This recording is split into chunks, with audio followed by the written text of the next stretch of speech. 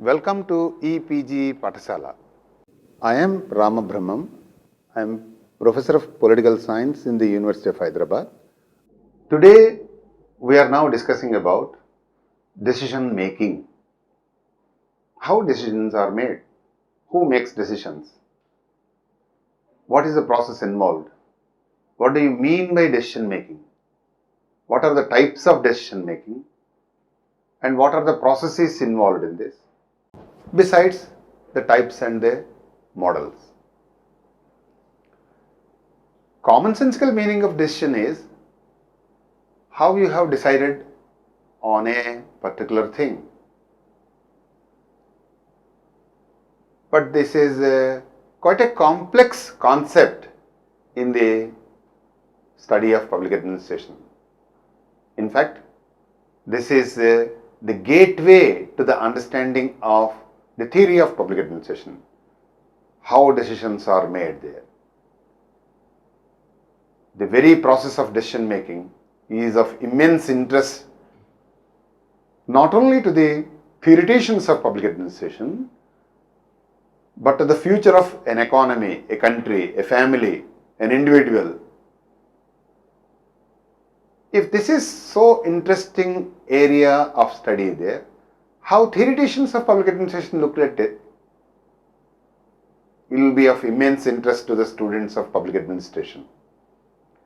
Chester Bernard was the pioneer of the decision-making approach, and we have to consider him as the principal architect of its role in understanding public administration. He said that it's essential process of organizational action. Let me repeat. Chester Bernard was the pioneer of the decision-making approach and considered it as essential process of organizational action. Herbert Simon, a Nobel laureate, was a prominent decision-making theorist and a significant and a detailed contributor of the behavioralist school of thought. Decision making is a process through which optimal choice is made from several possible alternatives for arriving at a solution for a given situation and which will ensure maximum benefit and least risk. In the culmination of an effort to form a final choice out of set alternatives is the process by which decisions are taken.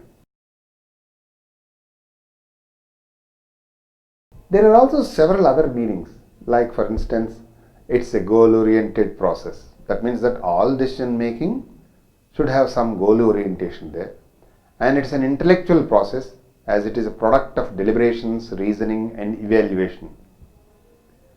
It's also referred to as a dynamic process, varying with the type of the problem and the available time. It is situational in nature, as the same decision cannot be taken in general for all situations. So therefore decisions have to be taken keeping in mind the environmental factors too. What are they? Political, economic, geographic, social, etc. In fact, decision making is a continuous and an ongoing process, one decision being followed and supplemented by another one and so on there. It cannot be fully be objective as an intuition, instinct and a host of other psychological factors that contribute to the choice of an alternative out of seemingly similar alternatives. A decision is usually made within the guidelines of an established policy. A policy is relatively extensive, which will affect many problems and is referred to again and again there. For instance, poverty alleviation or elimination of poverty. Number of decisions are taken as to what are the different approaches or strategies to be adopted for tackling this particular problem. Secondly, it is essentially problem solving in nature as it applies to a particular problem there. As I told you, for instance, you want to eliminate illiteracy. And what are the strategies that are available? You need to look at the problem in totality, and then that particular problem like illiteracy can be tackled using several strategies, and several decisions go into that particular area. So we can say that situational context, time constraints, in addition to even cause, determine the decision making. If this is so complex, what is the process involved in this?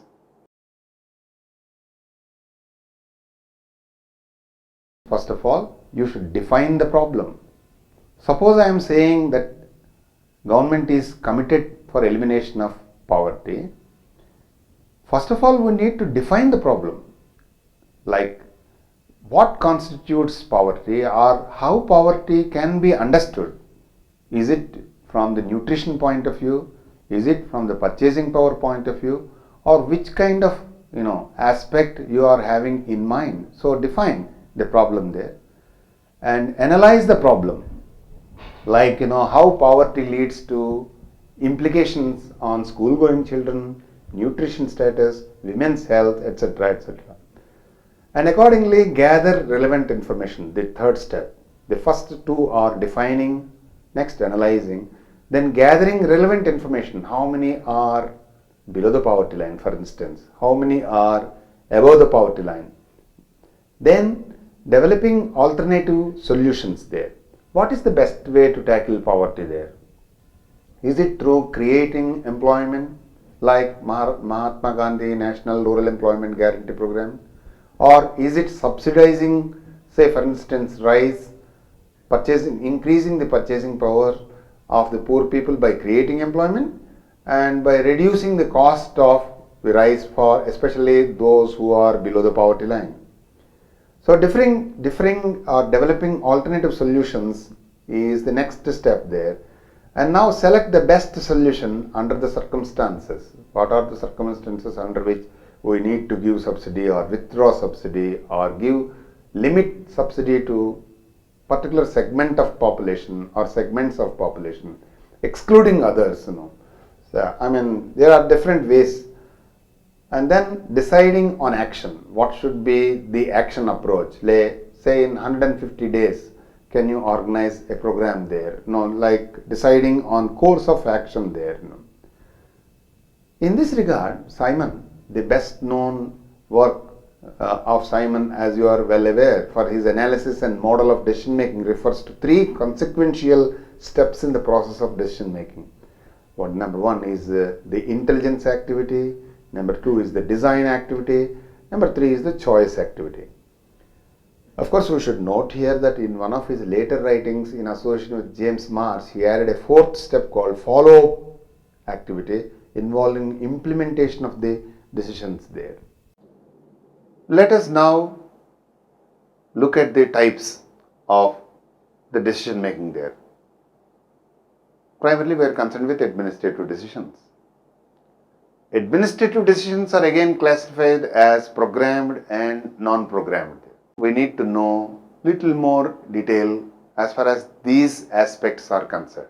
Decisions are programmed to the extent that they are routine and repetitive, so that a definite procedure has been worked out for handling them and they don't have to be treated de novo each time they occur. I may give you a very elementary example what the government does in areas like declaration of holidays. Every year you will be preparing a list of holidays there. The decision to announce it on a particular day was taken much before. Therefore, as a programmed activity, the decision gets done in such a simple way there. It's also a decision by president whether we need to give holiday to X festival or Y festival is more guided by president than by other consideration as such there.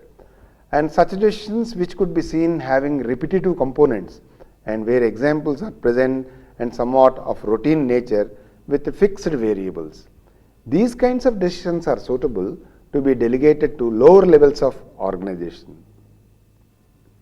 There are non-programmed decisions like such decisions which are novel, unstructured, unique and non-repetitive in nature, having a new environment and variables there. The immediate example that I can quote to you is decision taken by governments across the country, sometimes like loan waiver.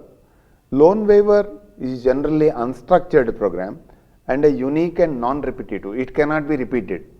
It was done by Devilal, in 70s once. All those, who have, or in 90s, wherein all those who have loans up to 10,000 rupees or some such figure was waived off there. But there was the banking sector stiffly opposed such moves there. Actually, it will shake the monetary policy. And these decisions are advised to be kept at the higher level of management there. Non-programmed decisions, as you are well aware, are novel, unstructured, unique and non-repetitive in nature, having a new environment and variables there. And there are several models of decision making, like for instance, to determine the extent of rationality of decision makers. Rationality itself means that to say selecting the best out of the many alternatives that are available there, and to determine the range from complete rationality to irrationality of the economic man and social man respectively. After noting the types, we need to know what are the models for decision making there. You have classical rationality model, what Max Weber long back said, laying emphasis on rationality as such there. The purest form of public administration is the rational approach there, or the other way around. The most rational way one can look at an organization is public organization. That is one type of approach there. All decisions have to be taken by rational organizations there. Another explanation for this is that say one has to take a rational decision based on available facts and figures there. Rational model expects the following 5 steps. One is that to say identification and analysis of a problem in the context of goals and objectives of a government, any democratically elected government. Then conceptualization of alternatives and collection of relevant information. For example, if you want to increase the enrollment in higher education institutions in the next 20 years, what is the basis on which we are basing our decisions on? For instance, common sense suggests that say we should know how many are in the age group of 17 to 24, that age group which is eligible to join higher education system. Then choosing the best course of action or alternative that would bring the best results. Again, let me continue the old example. Like if you want to increase the enrollment from 16 to 25% there, how many colleges do you require? Course mix, distance mode versus conventional mode, etc. And how many we are expecting people to study through e-learning like e-Pathasala. This we can arrive at this decision based on number of factors. Then we'll start implementation of the decision by opening up of many colleges, universities, distance education institutions, besides offering courses through e-Pathasala, e-PG Pathasala. Several courses we are offering to achieve the goal of education or higher education for all, or strengthening the quality of teaching of higher education through e-PG Pathasala. Then after 2 years, we will be evaluating how conventional systems achieved their objectives, how many they have enrolled, how e-learning through e-PG Pathasala achieved its objective, whether it achieved or not. These are the 5 steps that are generally followed by all to explain what is called the rational approach to the analysis of decision making. There is an assumption here that all the above steps are simple to follow and that administrator is bound to have all the relevant knowledge and sure shot prediction of success by choosing the best course of action, which is called the decision there. In reality, the process is quite complex. and not as simple as mentioned just now by me, as there are many unforeseen factors that might crop up in the process of even to take a decision. This classical approach of decision making was the basis for building up of behavioralist school, and the idea of studying decision making in detail emerged from the above mentioned theme there. Simon put forward this alternative model to the classical economic rationality model, which he believed was comparatively a more realistic alternative. In this model of decision making, he proposes the model of administrative man rather than economic man while making decisions in an organization. It states that there are limitations of human capacity in formulating and solving problems that arise from a number of internal and external factors. Hence, one best solution or complete rational choice of decision can never be achieved. So, the administration makes a satisfying decision instead of maximizing decision there. Simon presented his model through 6 types of rationality. A student of public administration must necessarily know what are these 6 types. These include subjective. A decision is subjectively rational if the decision maximizes attainment when compared to the knowledge of the subject that the administrator has. Objective. Decision is objectively rational where it is correct behavior for maximizing given values in a given situation. Third, conscious. A decision is consciously rational where adjustment of means, methods, equipments, funds are used to achieve an end objective goal to the ends, like end result, objective or goal is a conscious and planned process or goals there. And it is deliberate, the 4th stage. In the bounded rationality model, decision is deliberately rational if the adjustment of means to ends has been deliberately sought. 5th is personal. Decision is personally rational if the decision is directed to the individual's goals, and it is organizational. Decision is organizationally rational to the extent that it is aimed at the organizational goals. In Simon's behavioral school's perspective, we have covered the bounded rationality. There are 2 more. These 2 are individual choice model and fact value dichotomy. The individual decision choice model has 3 stages: intelligence activity stage, the design stage, and the choice stage there.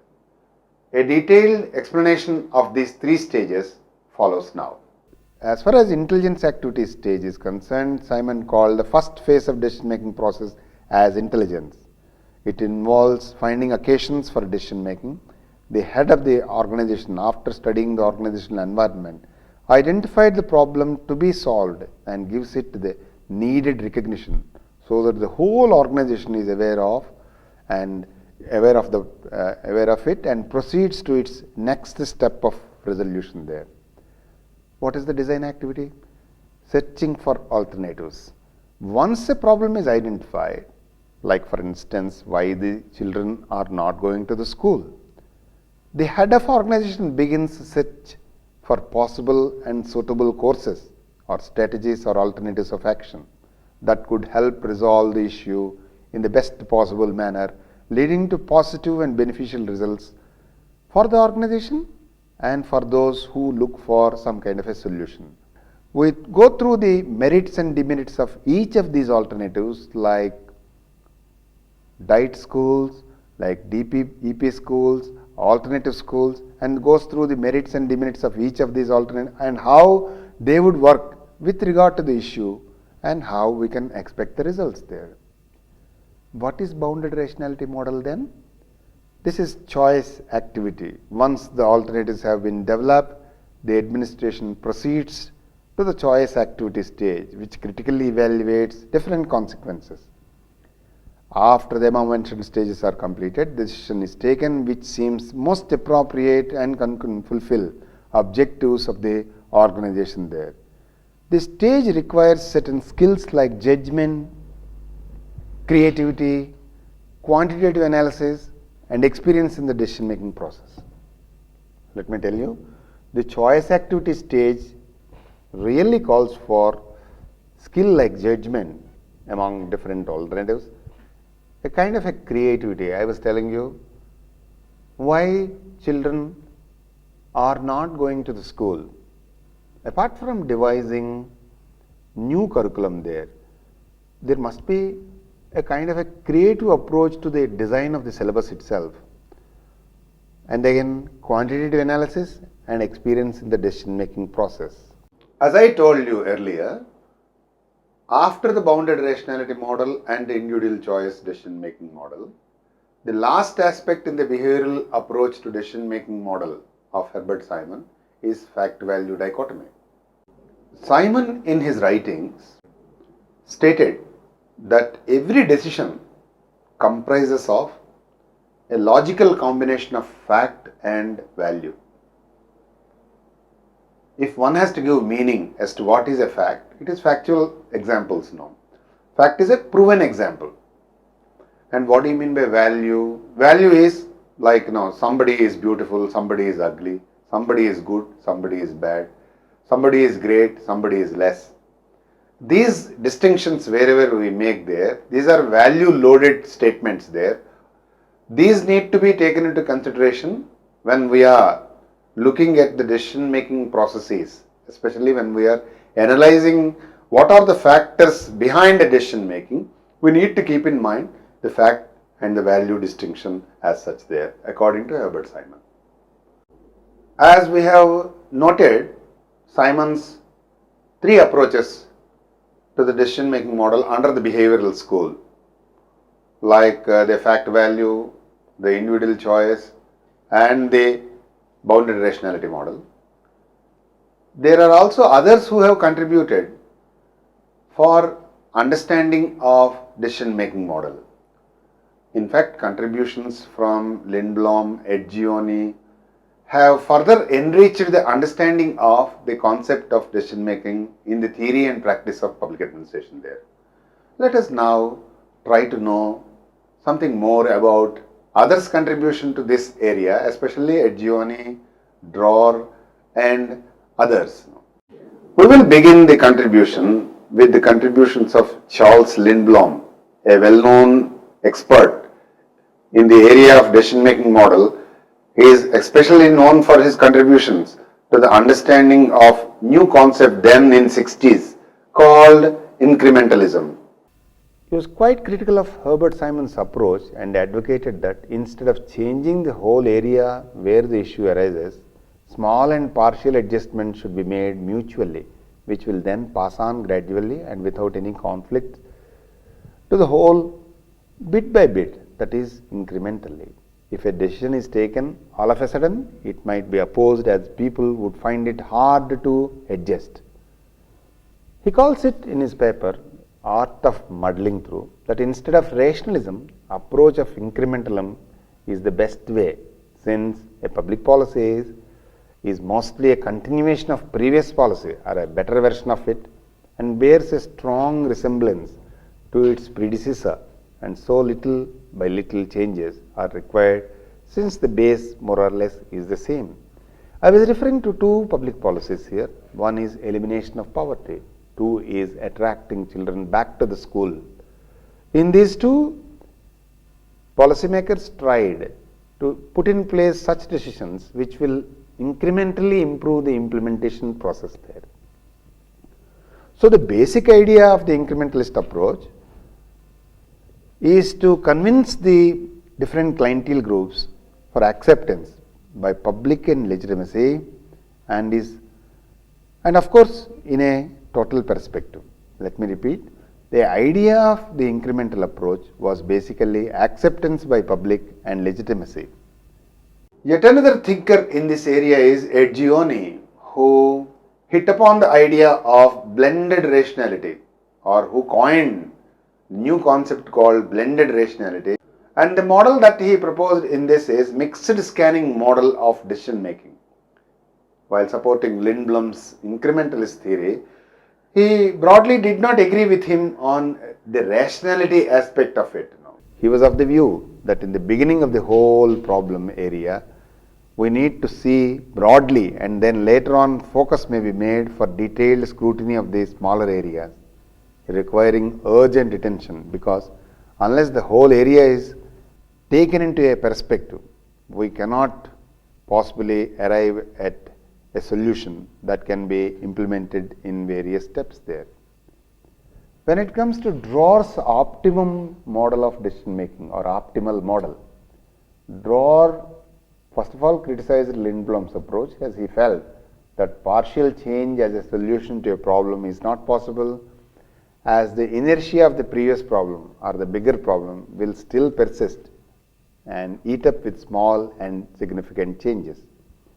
He suggested a combination of rational factors as well as extra rational factors and linked with the decision making situation. He suggested a qualitative approach and through a feedback mechanism. He was also in support of studying decision making as a subject of social science and making it interdisciplinary, where knowledge and techniques from other social sciences can be mixed and applied to decision making to broaden its scope and achieve maximum results. So, this discussion comes to close with the following observations there.